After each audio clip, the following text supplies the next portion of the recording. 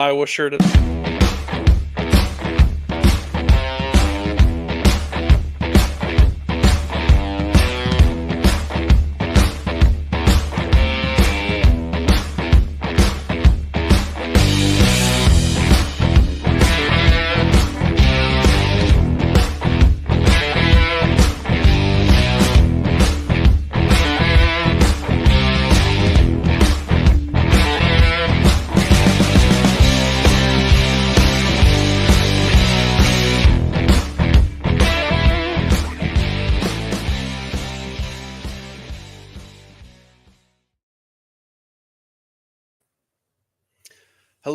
Hello, and welcome in, everybody. We are the FF Mediators. I am joined by Coach Tyler. My name is Matt, and we are happy to be here, walk through your fantasy football questions for Week 14 as we're gearing up for the playoffs. Fantasy football is at its peak.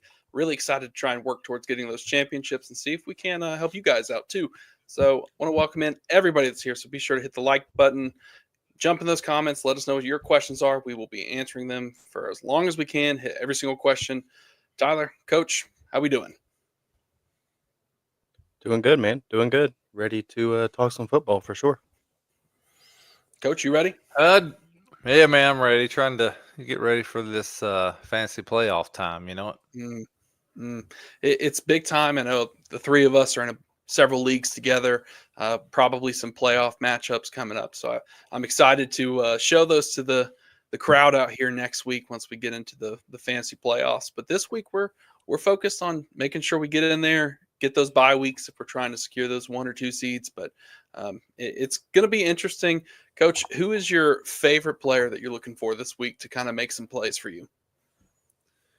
Oh man, well, I will say my favorite fantasy player period is Puka Nakua. Like it just is.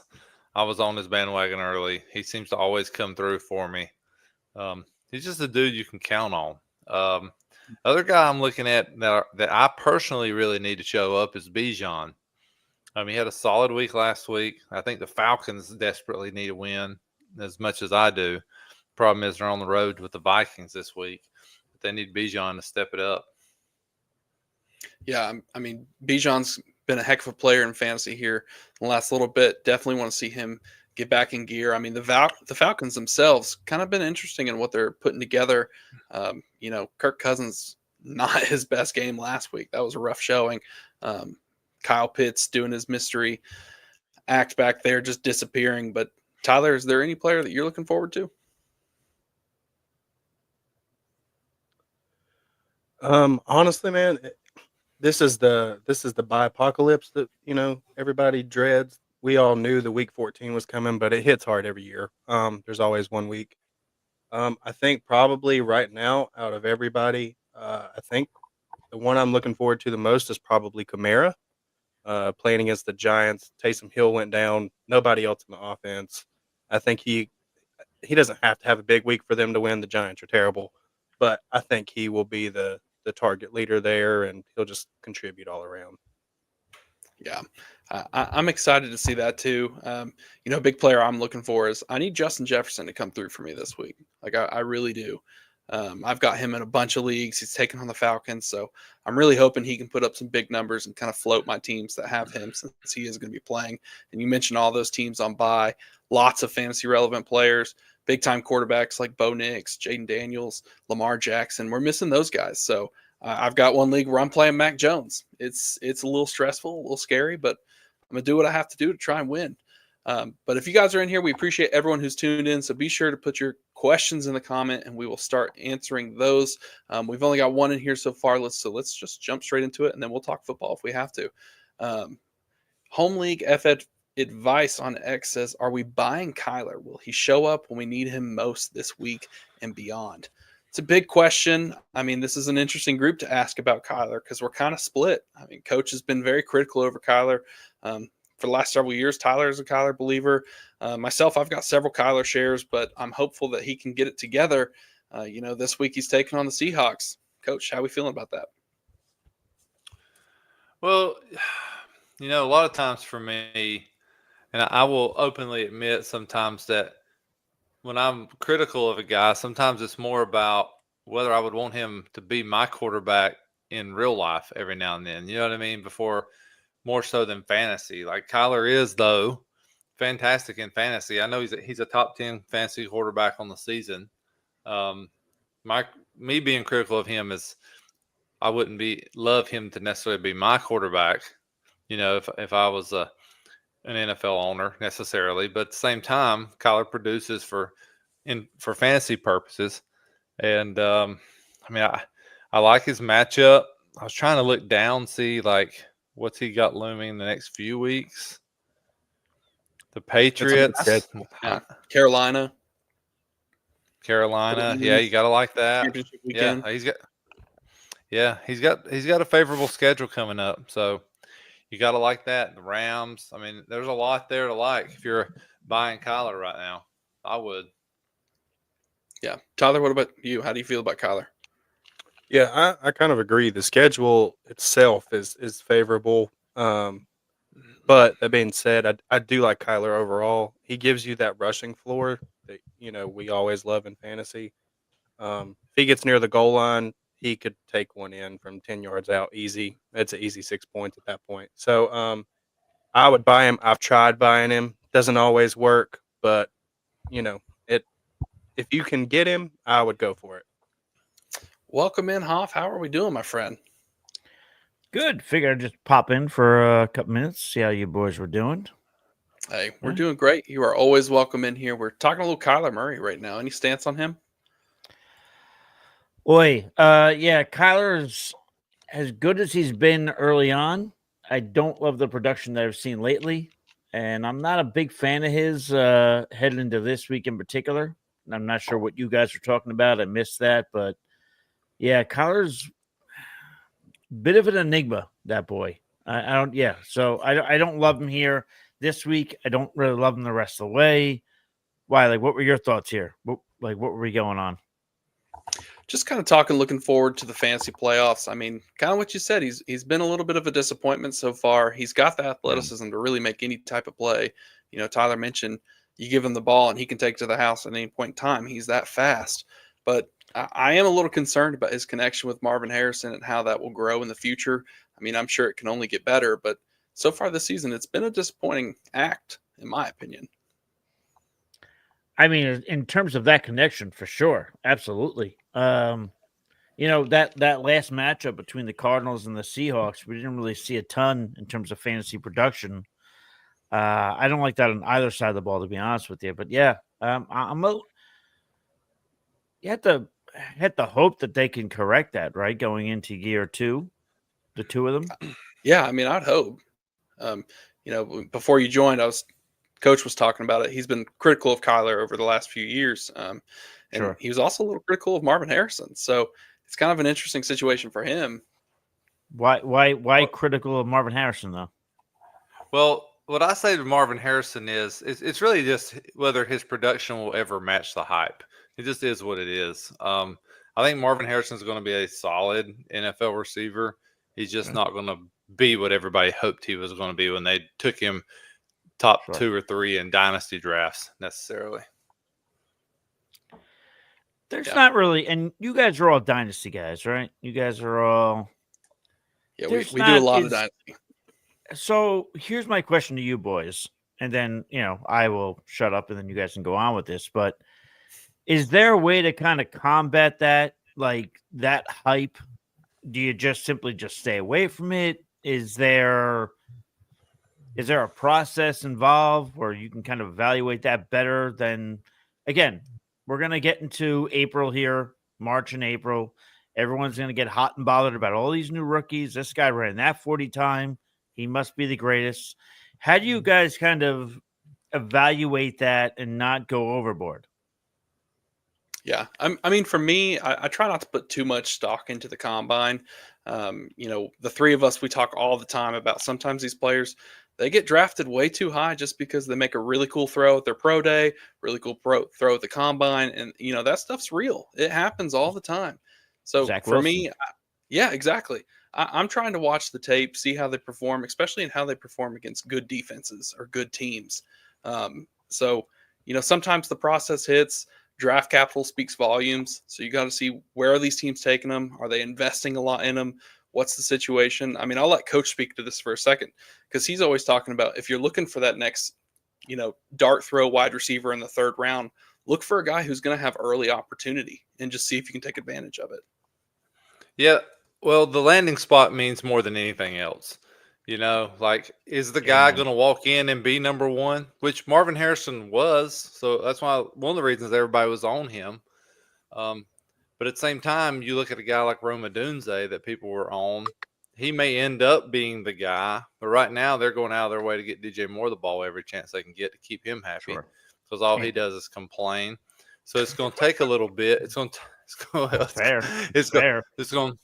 take a little bit before Rome works in there. So that landing spot, and is the guy going to be wide receiver 1? Like, that matters. So you see that with Ladd McConkey, who people took later on. But right now, he's looking like the real deal because he's the best wide receiver in the room. You know what I mean? He just was when he got drafted. Sounds about right. What about you, Tyler? So for me, I mean, yeah, landing spot definitely plays a part. Obviously, if you have the opportunity right away, you have a better chance of making it work. I think one of the things that we can keep in mind though is look at JSN. JSN was supposed to be one of the top wide receivers in his class when he came out. His first year was lackluster. He's with Geno Smith, and what have we seen recently? He has, since DK's been out, Tyler Lockett's took a back seat and he's taken over. It's the 2nd year takeoff that we always hope for. So I think the one thing you have to look for is pedigree. Like when you watch them on a college football field, do they take over a game? Marvin Harrison checks that box easily, just like JSN did, just like others have done.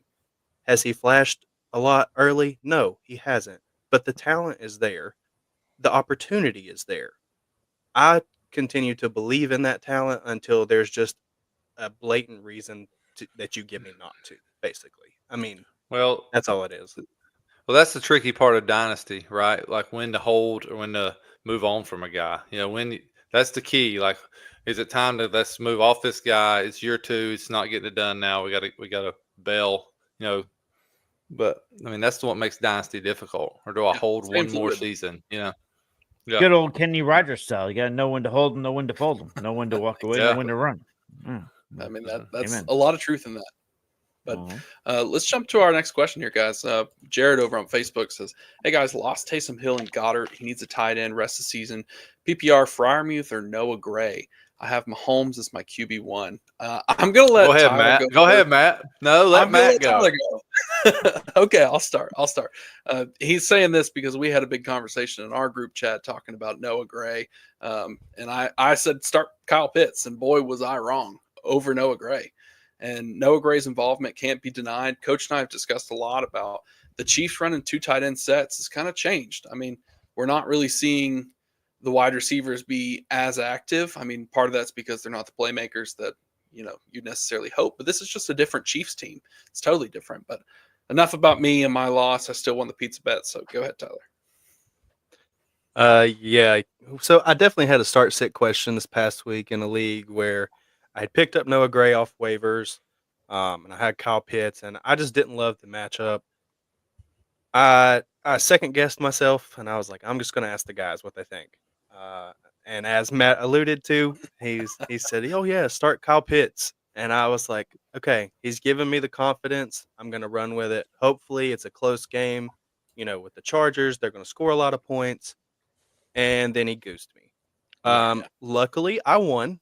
That I did have Noah Gray on the bench, but going forward, yeah, Noah Gray, he's necessary. I feel like to Mahomes for some reason.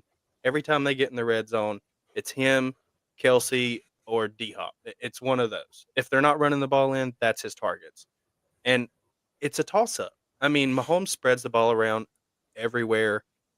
I'll take a shot at getting a touchdown every week because we know the offense is going to score.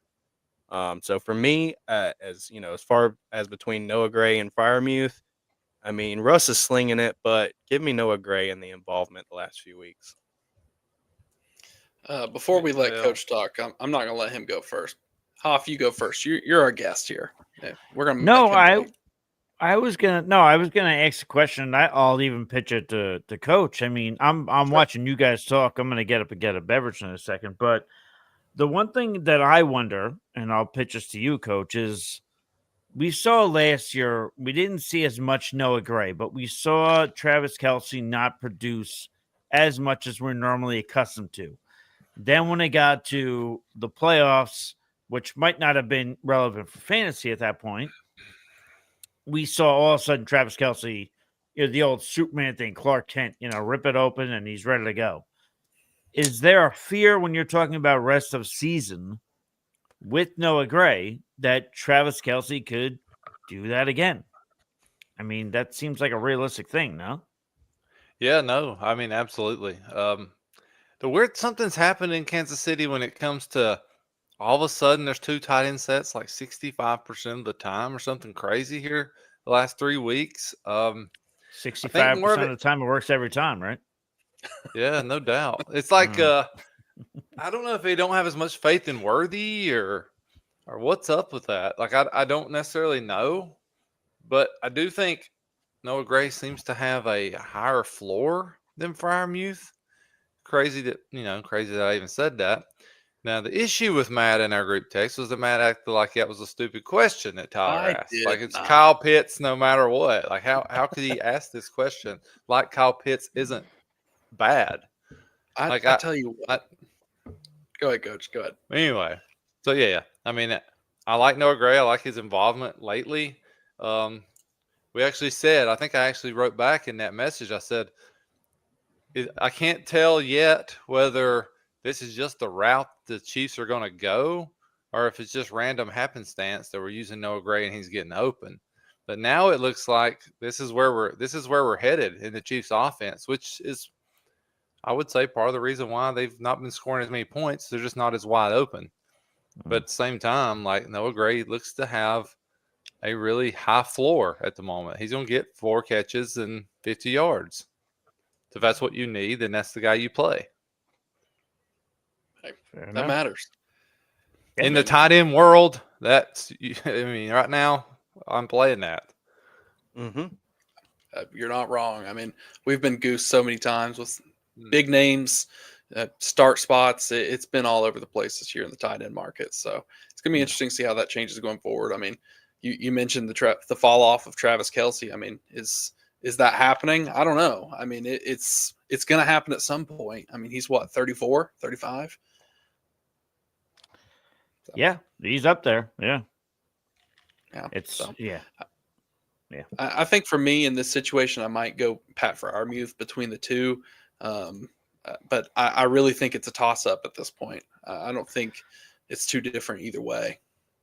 I'd probably go Noah Gray over Fryermuth, but like I was kind of saying earlier, there's a little bit of, in terms of when Kelsey's all of a sudden just going to show up, there's a little bit of Russian roulette involved with going with, Noah Gray. But from what we've seen over the last couple of weeks, yeah, I'd probably go Noah Gray. Yeah, can't blame me. Paul on YouTube asks, "Hey guys, should I start Garindo, White, or Reed in my flex this week? If you include Pollard in that group, who should I start in the playoffs?" Coach, I'll let you answer this one first. Where you at in the start sit question?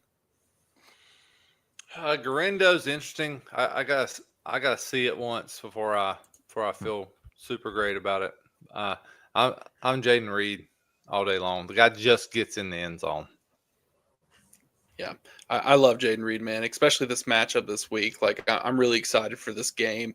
It just feels like that classic battle getting ready for the playoffs. But Tyler, what about you? Do you have any preference in this group here for who to start?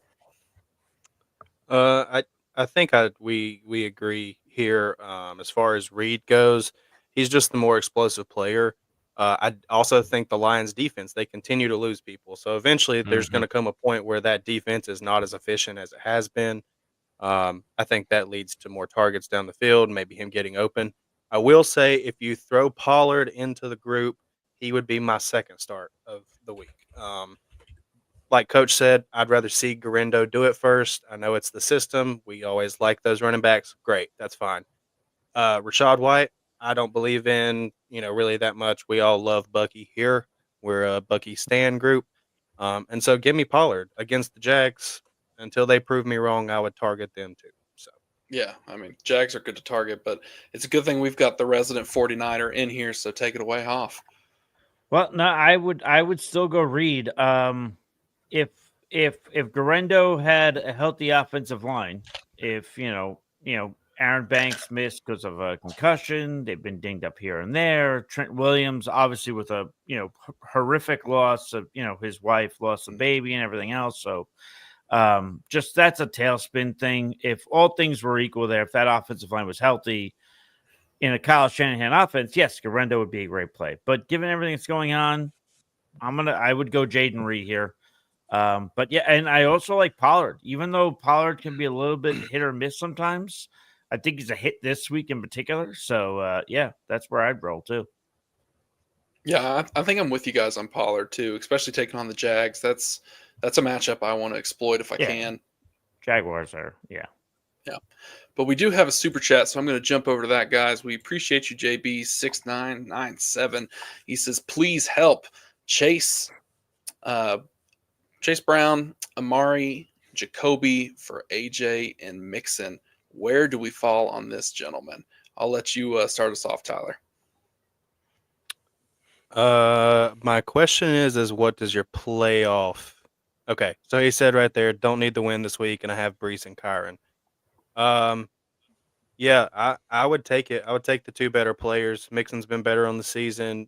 Chase Brown, yeah, he gives you production, but I'd rather have AJ Brown over Amari and Jacoby both. I would go for AJ and Mixon.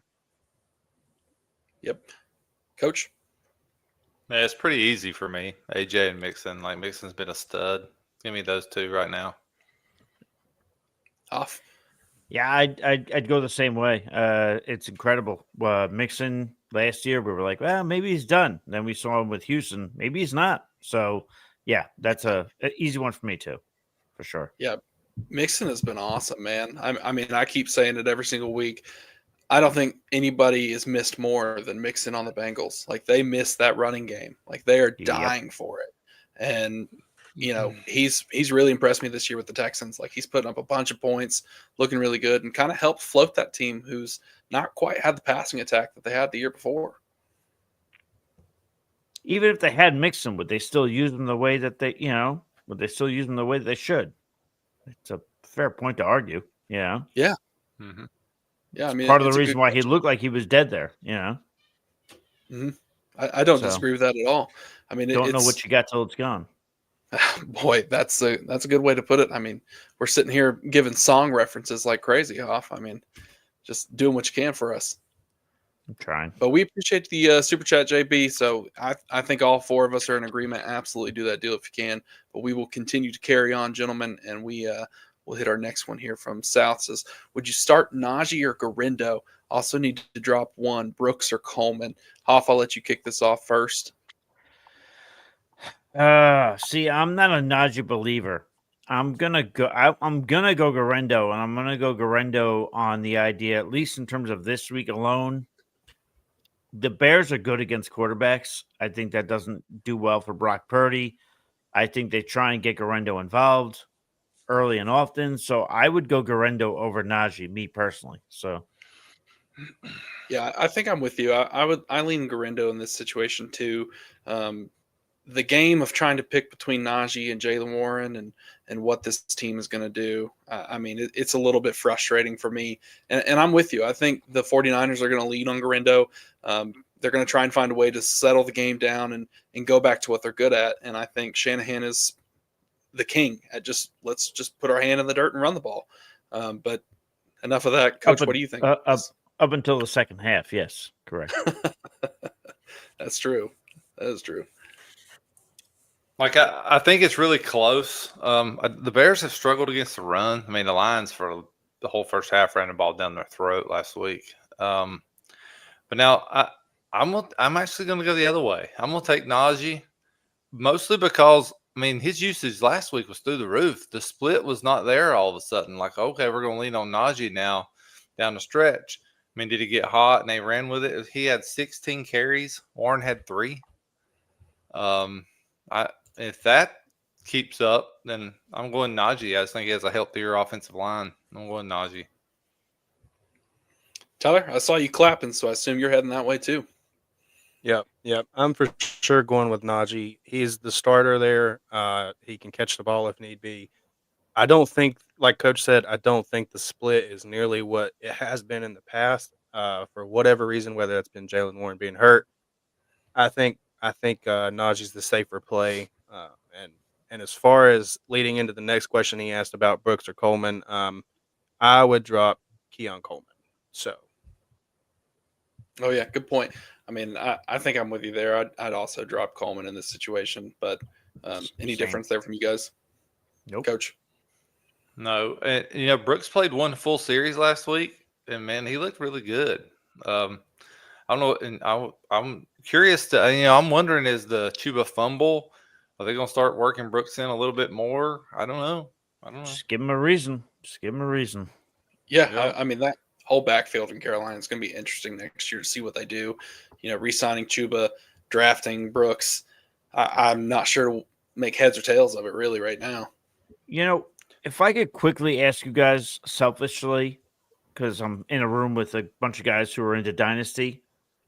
So we saw two teams where a running back was drafted high-ish, whatever. That being, we had the Cardinals, we had the Panthers. Both of the elder running backs on those teams got contracts. How do you kind of evaluate not getting too hot and bothered about the shiny new toy, the best running back, going to a team? Because again, Coach kind of said earlier, it's all about landing spot. And I wholeheartedly agree with that forever and always. But how do you kind of pump the brakes? Is there a way to do that? Or is there too much momentum, too much excitement? Coach, I'll let you go first. With these running backs, Well, people initially thought the landing spots weren't too bad because the running backs, Chuba had underproduced, hadn't really done anything at Carolina. Yeah. But then Connor was old, But we've seen, I do think running back, we were talking about this the other day, running backs by committee has, in a sense, elongated some of these guys' careers. Now, Connor, for one, has been hurt periodically throughout his career. So Sure. I think in a way that's sort of saved his legs, in a sense. So it's really hard. We talk about all the time, like you try to evaluate dynasty in 2 to 3 year windows. Like, is James Conner going to be can he play for me next year and the year after? Like 5 years from now, he's not going to be playing for me. So can he play for me next year, the year after? That's what we try to look at. I have to say, I would have thought at the beginning of the year that Trey Benson would have had a little bit more of an impact. But Connor's probably had his best year as a pro and looks healthier than ever and moving better than ever.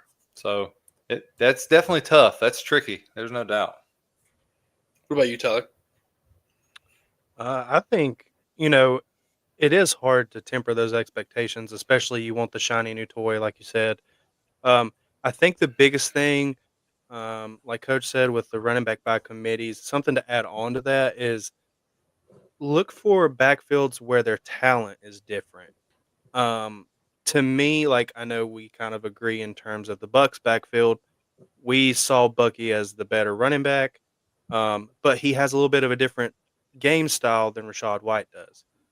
It's the same thing to me with Trey Benson and James Conner. James Conner's more of the pass catcher. Trey Benson's more of the runner. And it's kind of the same deal with Chuba and Brooks. I think Brooks is more of a pass catcher. Now, can he run? Obviously, but he came into the year hurt. So I think they knew what they had and what role they were trying to fill instead of trying to just shove it all into one running back. I think that's a new way to kind of approach it. If you have two running backs that are the same style of back, maybe the competition heats up a little more and kind of butt heads with each other. But the running back by committee allows for more than one running back to be relevant as long as they have different play styles in my head. Yeah, I think for me, I do look to see what the team looks like. I mean, I told these guys, I talk about it all the time. Bucky Irving, I watched him play, and I just knew he was freaking good. I didn't care where he went. I wanted to draft him. Rashad White, incredibly inefficient. Like, we've talked about that a bunch. So that was a good situation. Trey Benson, on the other hand, we kind of wrote off James Conner a little bit. I think a lot of dynasty managers kind of thought, oh, well, here comes the replacement. We just got to start moving on. And this has been the year of proving that wrong. I mean, Derrick Henry's going off, Saquon's going off, James Conner's going off. Like, these older running backs, they didn't go off. Mixon, the list goes on of these guys just continuing to produce. But I think the running back by committee is what we're going to start seeing. And I don't think it's necessarily a new idea either. I mean, early 2000s, we had Fred Taylor and Maurice Jones-Drew. Yeah. We had Stewart and who's the other guy in Carolina, coach? I'm blanking on his name. D'Angelo Williams. D'Angelo Williams. Yeah. We had Alvin Kamara and Mark Ingram. Like, this has happened in NFL history. And I think there's something to be said for that. Like Coach said, you have fresh legs. You could have a different type of back, like Tyler said. Like, that's part of the game. You're going to have health and depth for these teams, especially if you're trying to make a playoff run. Go ahead, Coach. The one situation I never understood really was Blake Corum. People jumped all over Blake Corum early in the second round. Some of that's coming off the Michigan Natty. I get that. But, I mean, did they watch Kyron Williams last year? I mean, I know he had an injury. Like, I guess they thought that was going to be an issue forever. But man, he's been awesome, and Blake Corum's been useless at this point. So that's actually a prime example of why I asked the question. Actually, Coach, because people just they see this guy's drafted to this team and they completely forget about the other guy, like completely. But I get it. It's also with good reason. There's college tape. There's a lot of production. It's very exciting. I get it. I feel like it's always it's hard to kind of measure it correctly, kind of get the right bearings there. But whatever. I always want to ask the dynasty guys that. So, well, it's like Matt's a big GT guy. Well, everybody is, right? He's good, like everybody is. Sure. But at the same time, that's all going to come back to where he goes and who's the running back there. Like, who knows? There's no telling. But I think Tyler had something. He was pointing. Were you pointing? Yeah. I think it kind of depends too, because we can see it shift the other way, where rookie running backs, when they come in, they also may go to a team and we're like, oh, that's a terrible landing spot. They're done. Like, they're dead. That's what everybody did with Braylon Allen.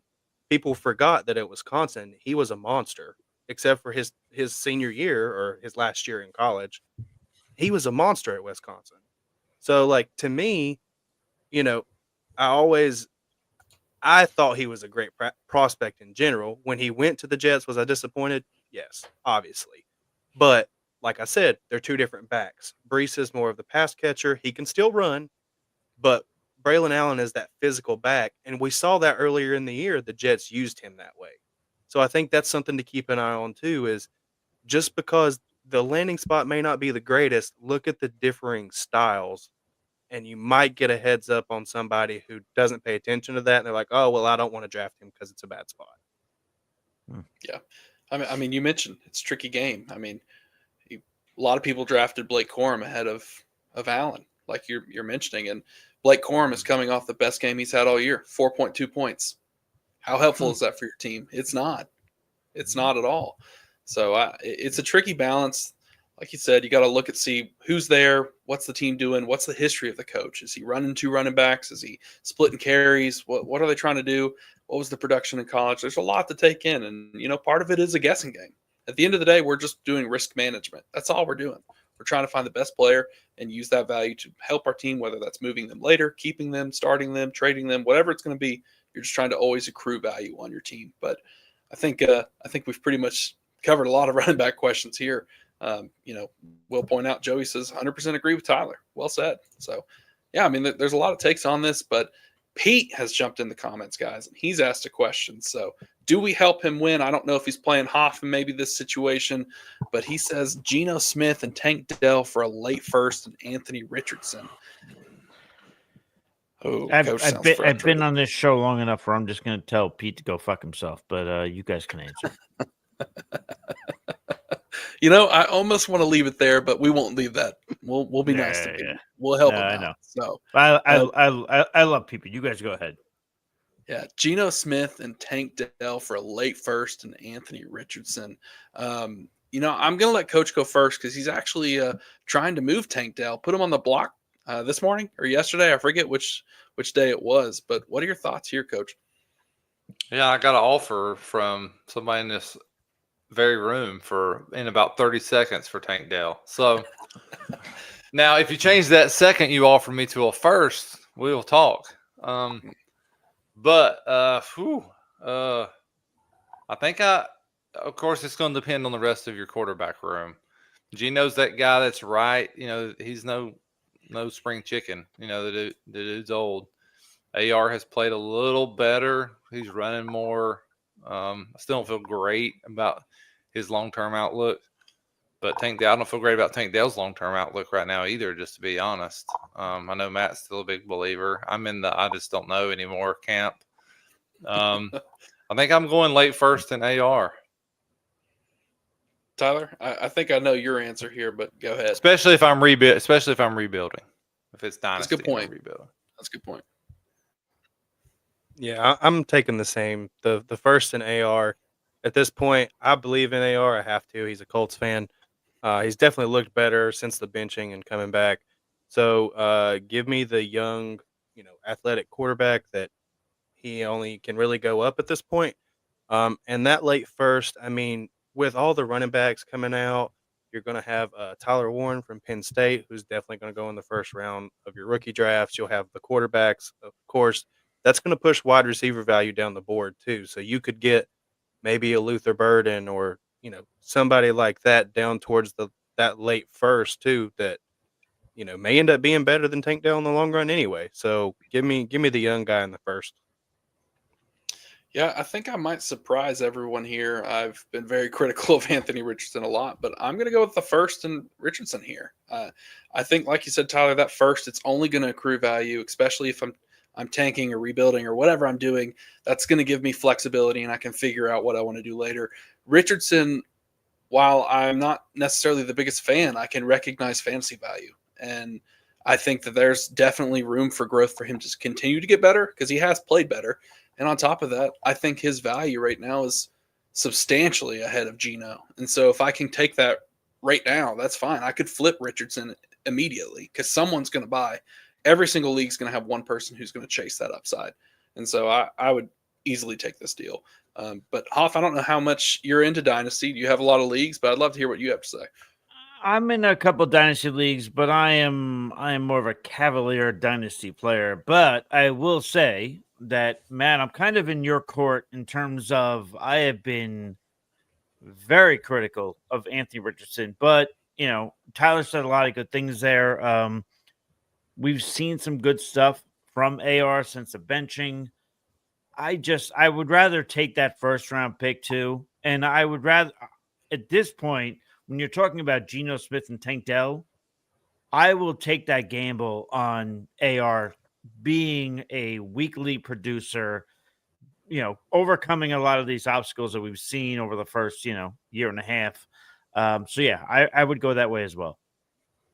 Yeah. I mean, Well, I think like this said, is also a trade. This is also a trade that's a win in Dynasty, right? Because if you have Tank Dell on your team, you probably either, I guess you could have traded for him, but if you drafted him in the third round and you flipped him for a first, essentially. Good point. That's how I look at that. Like, even Matt offered me a second for Tank Dell, which I'm considering I might actually do. That's still I still came up, you know what I mean, from where I drafted him. So there is that. Yeah, spot on. Let's jump to Jared's question here. He says, do you think Breece Hall gets shut down by Brandon Allen on waivers this week? I've seen a lot of people talking about, do you cut Breece Hall?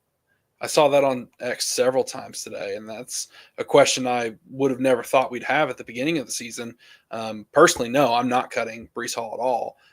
No. I have him in my biggest redraft league, and I'm in an absolute must-win this week, and I'm probably playing Breece Hall. So, Tyler, what about you? Are you concerned at all? You got to be concerned when there's an injury. And I was trying to look it up. He didn't practice, but they say that they're optimistic for him to play Sunday. That being said, the question about Braylon Allen. Um, at this point in the year, if you have a running back that's already hurt or prone to getting hurt, or just in general, if you have a bench spot and you can drop somebody, you need to get that insurance running back. That's going to save you the headache in the long run. Your trades, like your trade deadline may be this week, or maybe it's already passed. This may be your only opportunity to get that insurance running back. I think you have to pick him up, and then that way you don't have to worry about it. If Brees Hall misses and gets shut down, there's Braylon Allen. If not, you play Brees Hall and just hope he doesn't get hurt because he's that good. So, Yeah. Coach, what about you? What's your stance on Hall? Yeah, I'm the same. I do think there's probably a decent chance he doesn't play this week.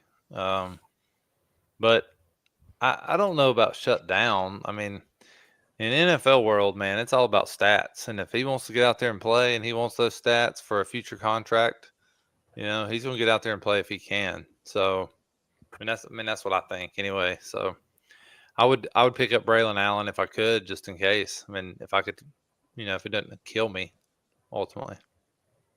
Yeah. Hoff, anything to add there? Yeah, I kind of on Coach's point, like I wouldn't mind picking up Braylon Allen, but I think talking about shutting down Brees Hall, it seems like a bit of an extreme. I get that someone can make the argument, but I don't know that he gets shut down per se. We'll see what happens this week, but yeah, I mean, shutdown seems like a bit of an extreme, but yeah. Well, I don't think that's going to happen either, personally. But yeah. you never know. We'll see. Tristan, good friend of the show, says start sit Metcalf Mooney half PPR for his flex. I imagine this is probably in the league with. Oh no, it's not. I have Metcalf. I was thinking he's in the league with all three of us, not Hoff, but we're kind of all in the playoff spots fighting for that spot. But Hoff, do you have a preference between Metcalf and Mooney here? The Falcons are going up against the Vikings, and then who's Metcalf going up against the Seahawks? Who are they going up? Oh, the Cardinals, right? Yes, sir. Yep. Yeah. I would actually lean Mooney, to be honest. I think we get a little I think Kirk Cousins is proving to be quite the enigma in terms of fantasy football, but I think this could be a good game for Mooney.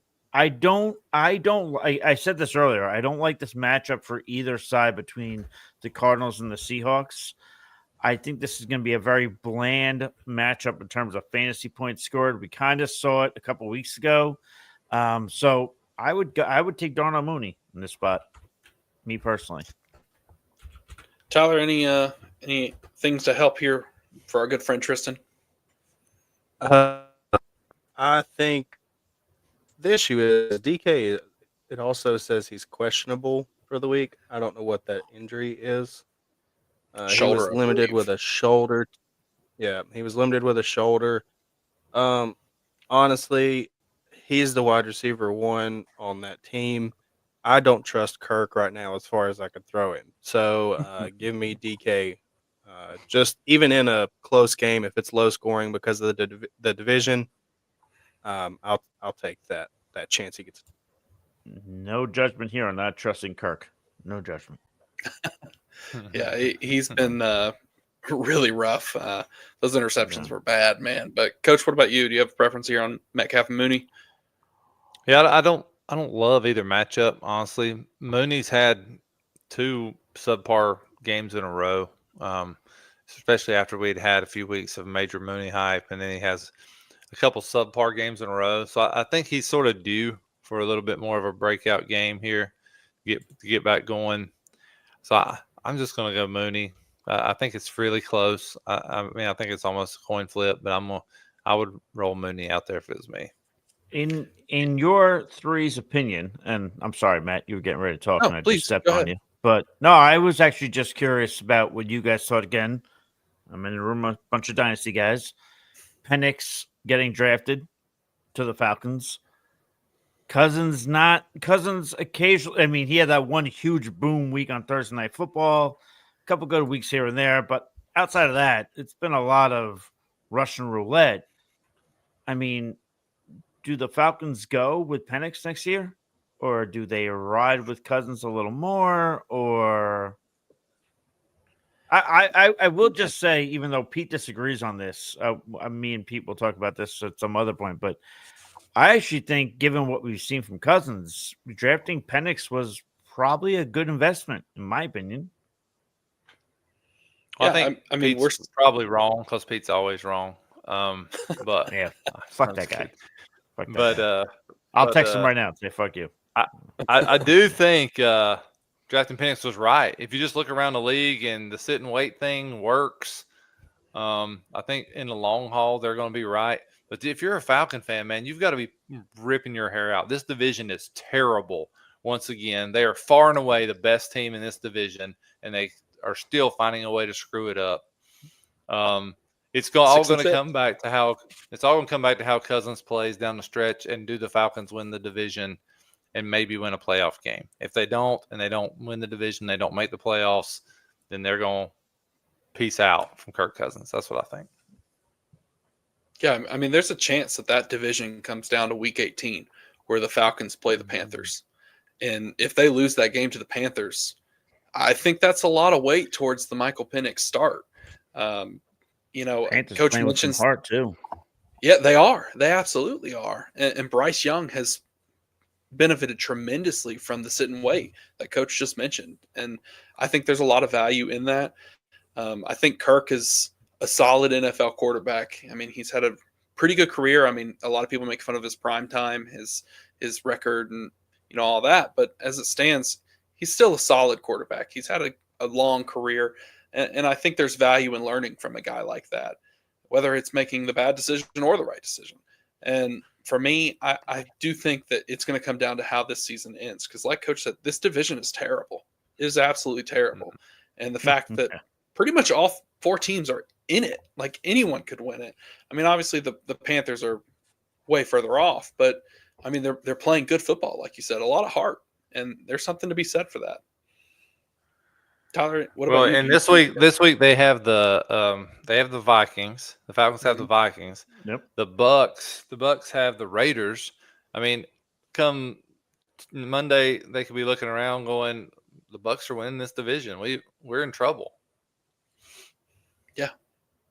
And I mean, the Bucks are another team of trying to figure out what they're going to do or what's going to happen with them. But I mean, it's going to be interesting because the Falcons have pieces. They have pieces almost at every single level on both sides of the ball.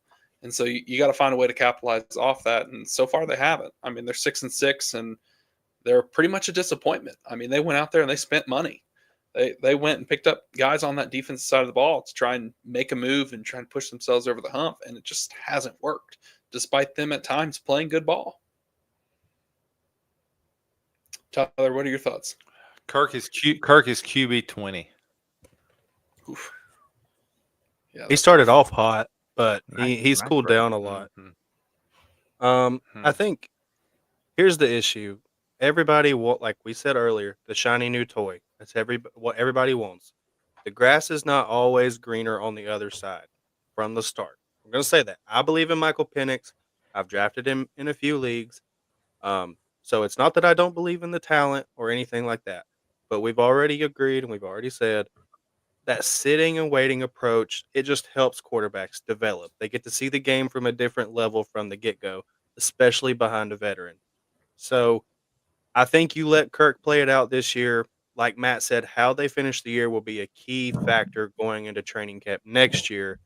If they struggle down the road, I think it'll be a little bit more of a battle next year than we may think. And I actually want to ask you a question, Hoff, here, just because I know the three of us talk about it a lot. That's there fine, something? But then I had a question from a coach after this question.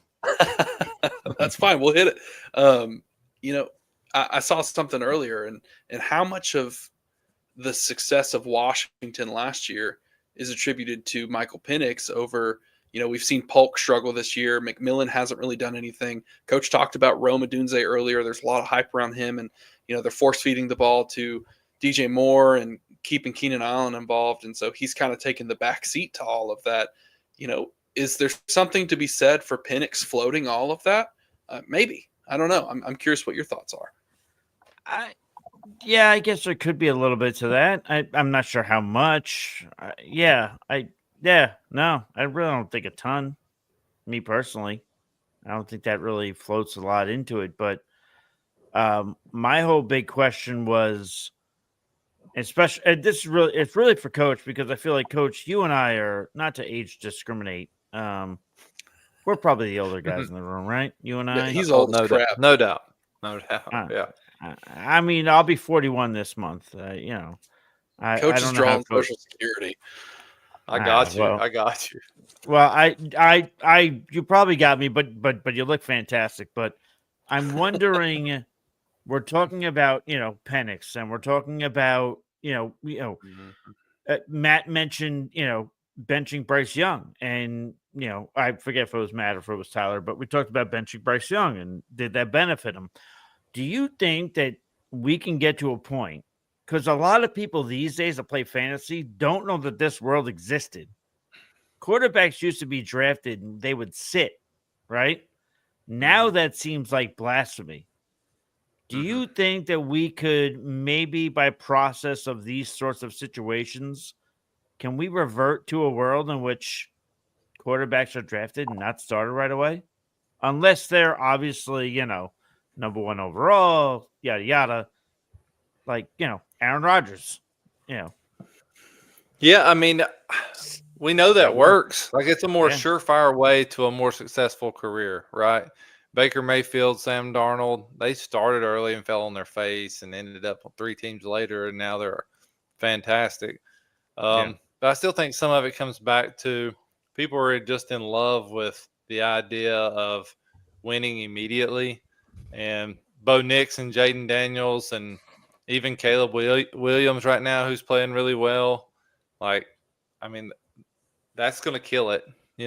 Like people want those guys. Those guys are still better than most of the NFL at this point. We talk about a lot whether it's a I always say this too. I don't know that it's a quarterback development problem. I think it's a quarterback evaluation problem. Like I just don't think we evaluate quarterbacks very well as a I like whole. it.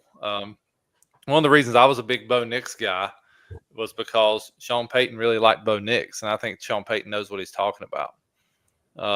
To me, like when I found out that he really wanted him, he targeted him. That was the guy he was going after for me. I went, "Oh man, this dude can coach. He knows what he's looking at. He's seen a lot of ball. He's a dude that if he says it, I believe it until he proves me wrong. And so far, he's been right. So I don't know. Like I think it's a good approach. I think it's a safer approach to be successful. But the other thing that I think is in play is that quarterback rookie contract means a whole lot now too. If you win Good point. if you can win those first couple of years with that, when you're paying them nothing, that means so much. Like the Cowboys have been just crippled by Dak's contract, and it's really, in my opinion, crippled what's around him. Even up front, they haven't been able to pay the guys up front to be able to run the ball like they could 5 years ago. So I mean, there's a lot of factors at play there. That's a great point. Yeah, I mean, you mentioned the Cowboys, and a lot of those misses up front have hurt them. They're missing all sorts of players that they've had for the last 10 years start on that offensive line, and now they look lost.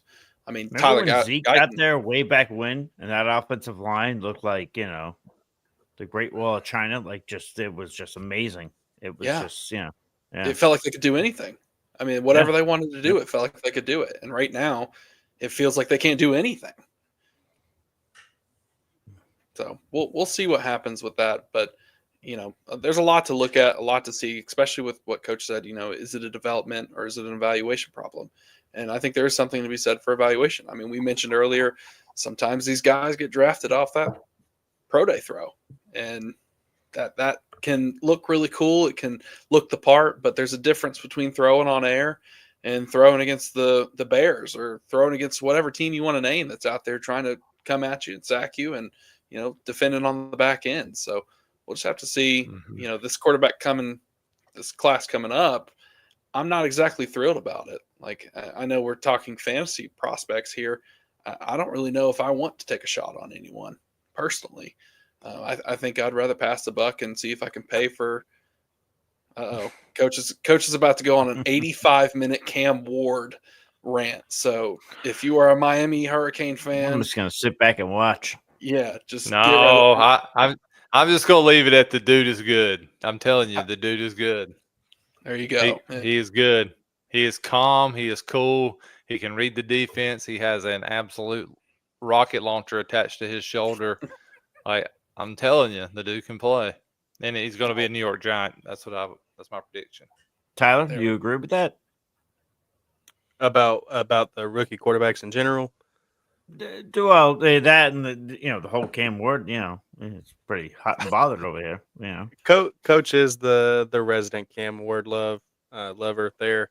I mean, I do think he's probably the best quarterback in the class. I think Shadur is good, but I also think Shadur, I don't want to say pad stats, but he looks out for himself a lot. He fair. Whenever he gets in trouble, say it. Pad stats. Yeah, when he gets in trouble and nobody's Yeah. open down the field, he doesn't throw it away. You know what I mean? Like, he's not getting the incompletions. He wants that completion percentage to be. He could finish the game 18 for 21 with 12 of those targets going to Travis Hunter, and he's happy. Like he doesn't care. He'll take off and try to run for it, even if he gets 2 yards. He's not going to just throw an incomplete pass for the heck of it. But he's a good player though too. He's a good player. He's a good player. I just like Cam Ward personally for his passing presence or whatever awareness over Shador there. I do think something too to add to the rookie quarterback conversation from earlier. Everybody wants to find their Patrick Mahomes. They've seen the success, like we said, on that first contract. If you can win in those early years, it sets you up huge. Like it's a huge advantage. So everybody's trying to find that Patrick Mahomes that they like. It seems like Bo Nix may be the one for Sean Payton. It's always an archetype too. Look who he had before. He had Drew Brees. What was he? He was really accurate, kind of smaller at times, super athletic, but he could just get it. That just wasn't often. But the accuracy and just throwing the ball, that was what he thrived on. And look at what he's got now. He's got an accurate quarterback, and that's exactly what Sean Payton wants. So it's just you got to find the right lane to be in. Sure. I personally probably, like Matt said, I'm not really taking shots unless it's a Cam Ward that falls, maybe a Shador, depending on how far he falls in the rookie draft. But as far as like the top of the quarterback class, this year's probably not the year for me. Yeah, I'm with you. I think I am going to have to be a Cam Ward believer just because of the amount of texts that I get every single Saturday from Coach. I mean, it's like 50, I swear. So I've seen every Cam Ward play already. I'll let you guys get on with answering some questions, but I don't know how you I'm all right. I have been trying to get myself more into college. This is the first year of me doing it. Hasn't been great, Bob. Not great, Bob. I love Texas. I've always loved Texas. My sister lived there for years, went to a couple of games, so I am hopelessly devoted to the University of Texas. But I don't know how you boys watch NFL and do that. There's a lot of respect there because that's a lot of ground to cover. So, it is a couple of dynasty guys I like. I'll raise my glass to you. I don't know how you do it. It's a lot. It's a lot of work. I think mainly for me, I'd probably speak for Coach too. I'm not sure about Tyler, maybe, but for me, I fell in love with college football first. Like I just vividly remember watching that when I was a kid. It's what I would prefer to watch, if I'm being honest.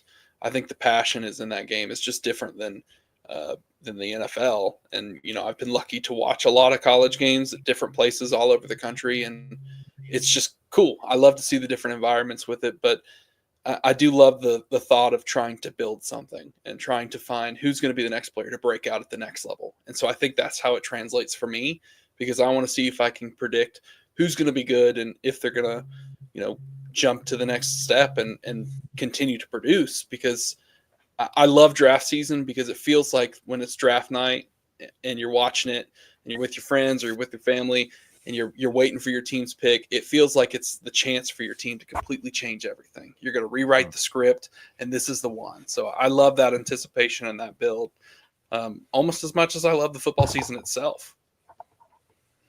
Well, and for dynasty nerds like us, like I'll speak for me here. Like I'm really into the trying to find that third round guy or even the waiver wire guy at the end of the fantasy draft that's going to hit that no one else thought was going to hit. I was all over Puka. Yeah, I'll say it. Like I was the guy that thought Puka was going to be good. He hit. I felt like I was the man because I got that one right.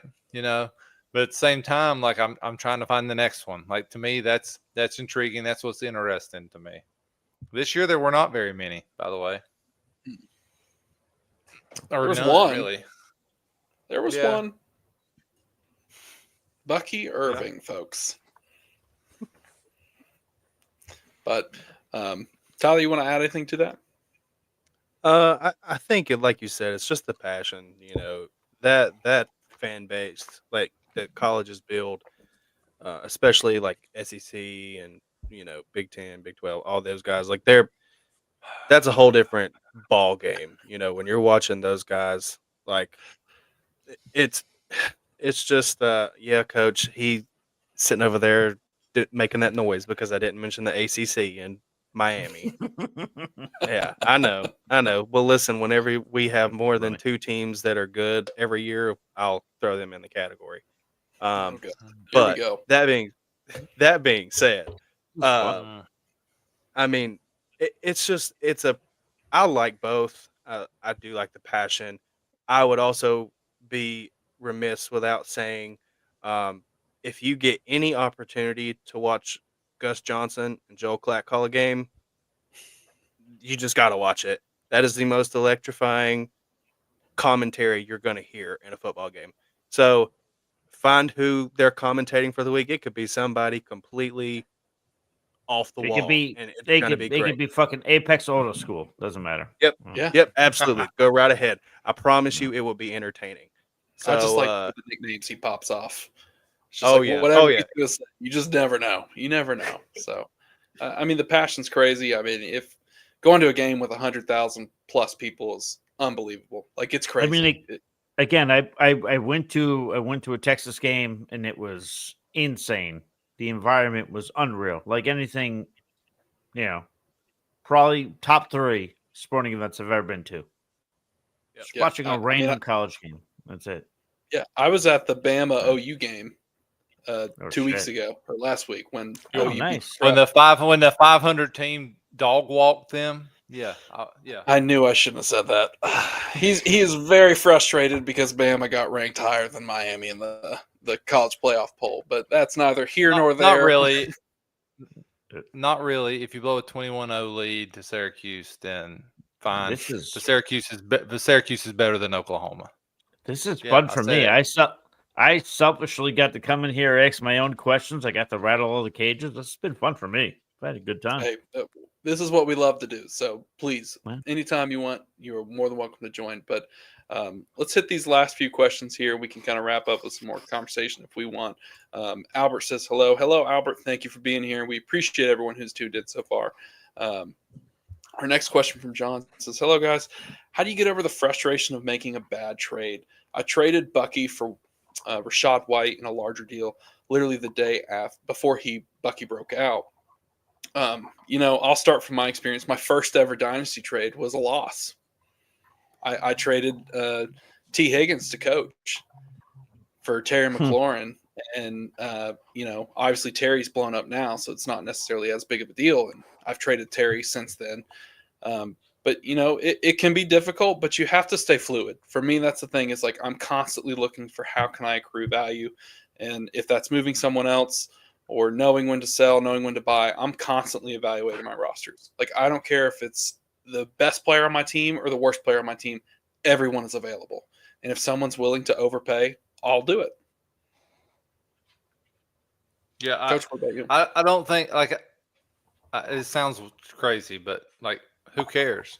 Like in this world, you're going to take some chances. You're going to lose some. You're going to win some. Like that's just how it goes. If you get all wrapped up in that, then you're going to be miserable. So you might as well just sit back and try to make the next trade. Now, you can always flip that guy. You can always flip Rachaad White now for a second or third probably and still get that for him and in a dynasty world and see what you can do there. I mean, there's always we talked about this before. Like when I make a trade, in the back of my head, when I do the deal, I think, well, if this doesn't work out, how can I get out from under it next? It's like I traded for James Conner, and I actually had already told Matt when I did it at the beginning of the year, like if this doesn't work out or my team isn't doing well, then I'm gonna flip James Conner later for a second in Dynasty World, and we'll make it work. So, I mean, I always think about what can I do if this kind of falls apart on me. Yeah, Tyler. Yeah, I mean, I think one thing to keep in mind too is in this certain situation, Bucky versus Rashad White, yeah, it looks bad, but you got to keep in mind too that luck plays a huge factor into this. Like, yes, you have to evaluate prospects and make the trades. You're the one pressing the button, absolutely. But there are definitely trades that we would consider bad trades that end up working out in the long run. There are trades that get vetoed because they're like, that doesn't make any sense. Like if you included a trade with Cedric Tillman from earlier in the year for any relevant wide receiver, you would be like, what is this person doing? And then whenever they traded, you know, they traded everybody, and then Deshaun Watson got hurt, or Voldemort, if you don't want to say his name, that's fine. Hmm. And then James came on the scene. Cedric Tillman looked like the next thing. So I A think different that's one play. thing to keep in mind. Yeah, one thing to keep in mind too. Situations change. It's somewhat of luck. You can make this deal or a different deal. Like let's say you went out and James Conner. You went and traded for James Conner, and guess what? We already said he has a history of missing games. What if this was a year that he missed half the season instead of where he's at now? It looks a little worse, but that's all luck. That's all that is. So I think that's one thing to keep in mind too is situation kind of changes. You know, if something were to happen in this case, like let's say, you know, hopefully not, because it might break Matt's heart and he may never watch I'm about football to take ever my again. headphones out. Let's say something happens that Bucky missed a week or two. Rashad White's value goes up. You know what I mean? Like it's not it's a fluid thing. Like Matt said, you got to stay fluid even if, you're not getting what you want out of the guy. Don't be afraid to make a deal and say, "Look, I made a bad trade. I'm going to get out of it while I can and just go from there." So I think just like Matt said, stay fluid, but all situations change too. Yeah, I know Hoff's never lost a trade, especially if he's traded with Pete. Pete's definitely been the Ah. loser on that, so it's going to I be have, tough for him to weigh in here. But go ahead, Hoff. I have definitely lost trades before, and I just simply think that it's like anything. Not to be like it's all about life, but it's like you're not going to win every trade, and you're going to make a trade, and you're going to say this is going to be great, and you're going to be right. You're going to make a trade, you're going to be fucking wrong. So to me, it's a way of evaluating each and every trade, not making it so that you can't make another trade. Like, don't scare yourself away from making another trade, but be mindful of what's happened in the past. Kind of incorporate that as much as you can into another situation. It's definitely one of those whole life things. Like, you can't be like, I can't get over the frustration of making a bad trade. Well, then guess what? Fantasy sports, probably like a lot of other things, is probably not for you. It's just you live and you learn.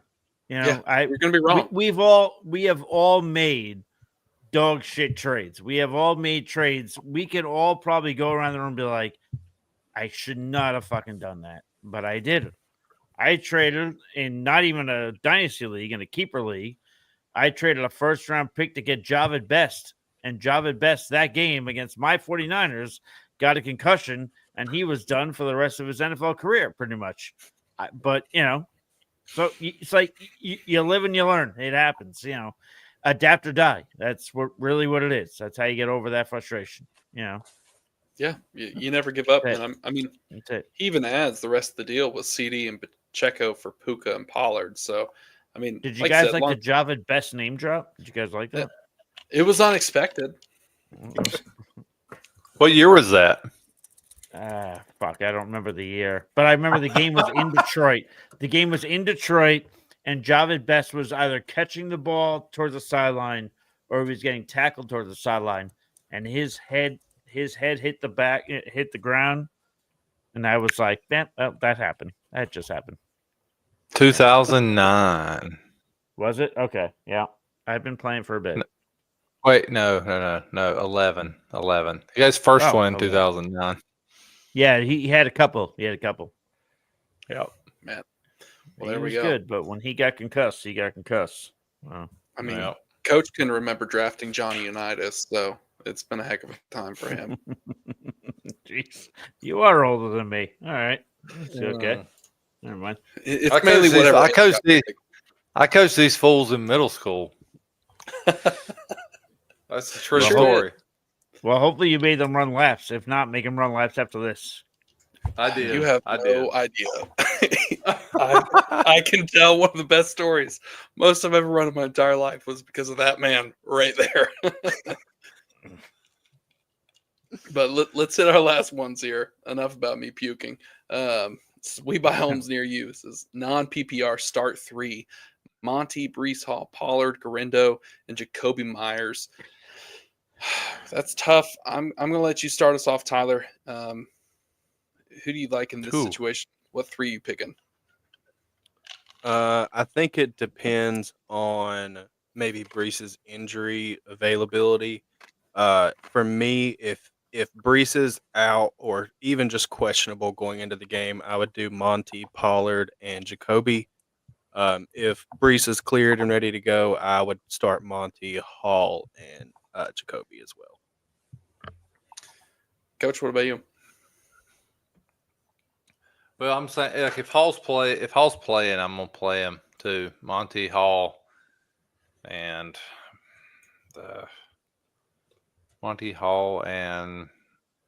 maybe Garindo here. Monty Hall and maybe Garindo. I like Jacoby. I do. I guess it's going to depend on the makeup of your team here. You're going to play all these running backs. Yeah, I'll just go Monty Hall, Garindo. Hoff?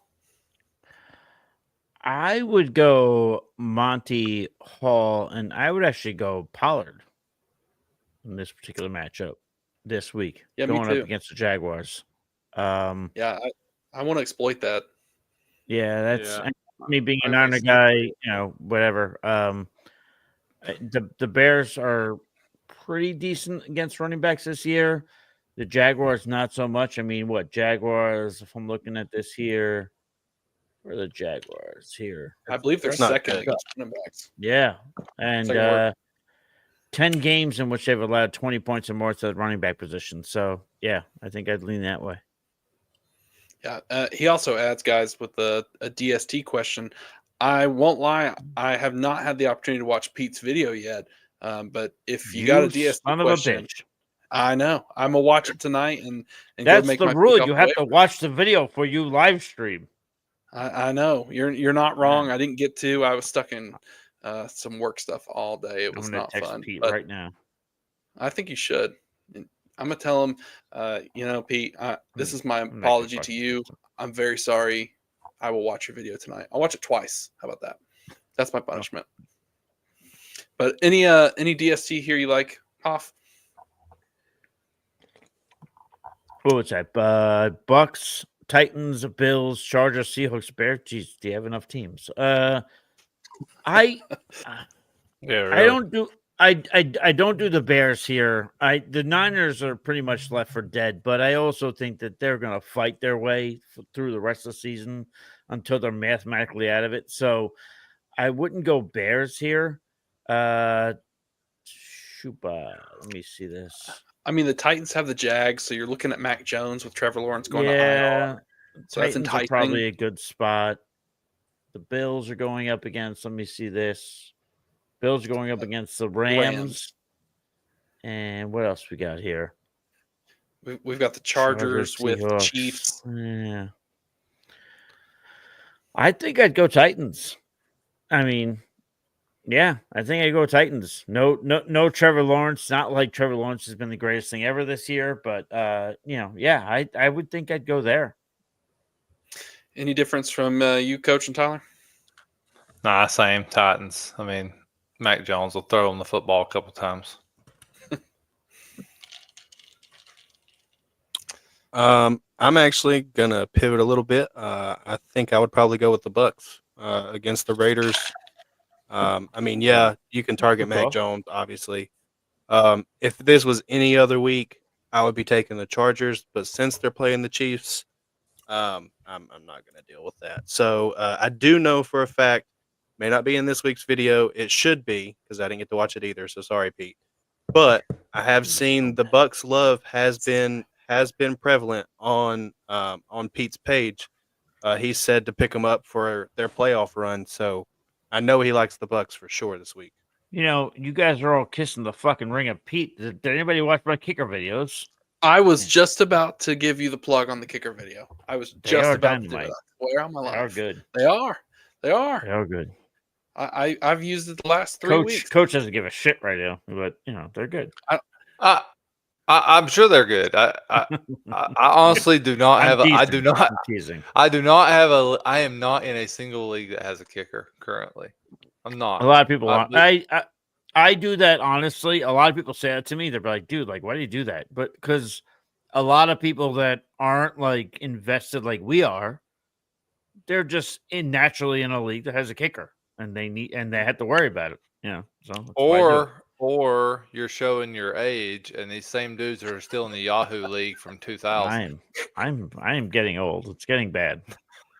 It's not good. I feel like shit right now. I don't know why I'm still awake, but yeah. We're almost done. Our last couple here. We've got thoughts on Will Levis this week. I mean, taking on the Jags like we just talked about. Another guy who's benefited from that wait and sit approach. Hoff, I'll start with you since we're approaching your bedtime. Is Will Levis someone you're willing to play? I appreciate the joke. I do enjoy that. I did a start sit for quarterbacks, and Will Levis is a start for me, and I have it here. The Jaguars have allowed a league high 8 games with 20 points or more to the quarterback position. Jaguars are also one of 2 teams to allow 2 touchdown passes on a per game basis. So, I mean, and Levis, by the way, since he came back from injury, 3 of the 4 games since he came back, he's had 2 touchdown passes. So, or at least 2 touchdown passes. So I do like this matchup actually for Levis. I do. So, yeah. Tyler, what about you? Levis really, really grows to me unless he's playing the Jags. And guess what? He's playing the Jags. Bingo. Yep. I agree. I think his odds of having success this week are probably about as good as his opportunities for memes on the internet. It seems like every game he has one. I think this past week it was him running with his head straight down at the ground like he was an Olympic sprinter. So I do think it's a pretty decent play this week. I think it depends on who your quarterbacks are. Obviously, you're not playing him over the top guys, But like, say for instance, you had Lamar, and you're in a 1 quarterback league, and the waivers are bare, or you don't have another starter. Like, you could play him. Oh, you may play him over Jameis because Jameis plays the Steelers. Stuff like that. I mean, it's all about who you have and who's available on your waivers. But I do think this would be a week where you could start him if need be. Yeah, I mean, he's been serviceable the last 4 weeks, scoring more than 15 points every single week.